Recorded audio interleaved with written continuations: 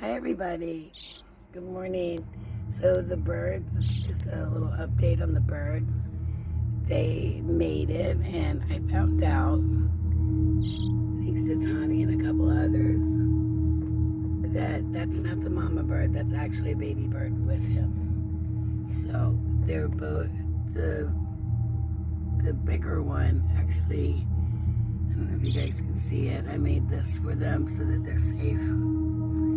But the bigger one actually came out of shock last night and started eating and was very lively today.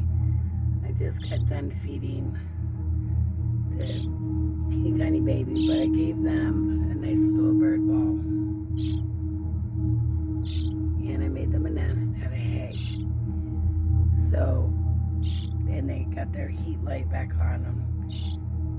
It's good when they have, like, if they're afraid, if it's cold in your house, if you're rescuing to rehabilitate, it's really good to keep them warm but not overheat them. So this light is not hot, but it emanates warmth. So they're warm, not hot. And they do have water with little, see that, little worms.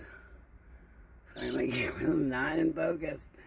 I will keep updating you guys. Just pray for these little guys. I do know that the bigger one has spread his wings. I put him in my hand. I seen if he could take flight. It looks like he can fly, but not quite enough to survive, right? The other one is still very naked without feathers on the tummy, but eating like a crazy person. So he wants to live, and I want him to live, right? So these little guys are such a joy to watch. I don't interfere with them except to feed them. I built a, if you can see it, an oval cage, just so when they come out and they start learning to fly, right, they don't bang into my walls, run into my cat's mouth, or stuff like that. We don't want that, right? They're not breakfast, but it just keeps them safe from panic, right? And I have them high up in my house so that they'll feel a little bit more secure. Good morning, guys. Hello.